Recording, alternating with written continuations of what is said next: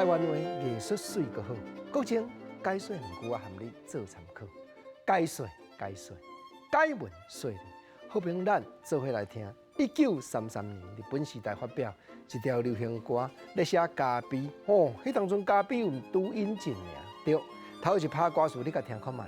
讲酒场咖啡满鼎芳，红灯绿灯照花窗，美人目白酒色红，痴呆毋醉是啥人？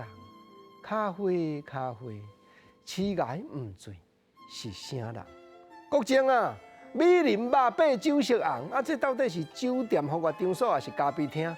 讲来到这，国情特别甲你答一下，甲你报告讲，1933年发表青春美主唱。蔡德音作词，高管编曲这条《咖啡》，伊正就是反映昭和初期咖啡厅有迄个小姐人啊，伫咧盘坐，尤其内底原来有咧卖酒，一种特殊的文化。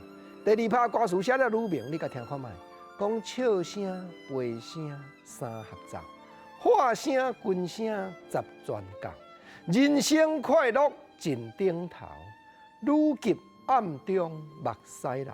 咖啡，女急暗中目屎流。国情头拄我咧讲，咖啡拄引进无偌久，无毋对，所以毋才讲伫日本昭和初期，无论日本本国还是殖民地台湾，咖啡厅有小姐伫咧盘坐。你讲真正讲艺术，敢若酒店咧坐台，佫毋是，毋过有一种恋爱暧昧的气氛咧陪人客开讲。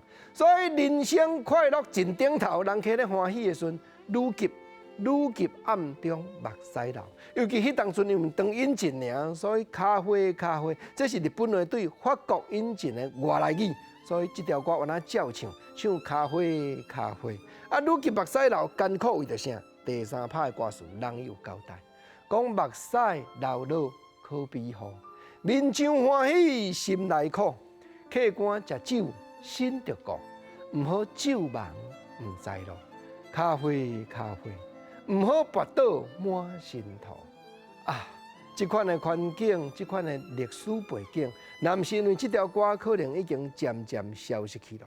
目前咱南北二路去看到街头巷尾咖啡厅，已经无过去迄款女级盘坐文化。毋才讲听这条歌，回想过去的历史，也了解日本时代台北城内闹热甲繁华。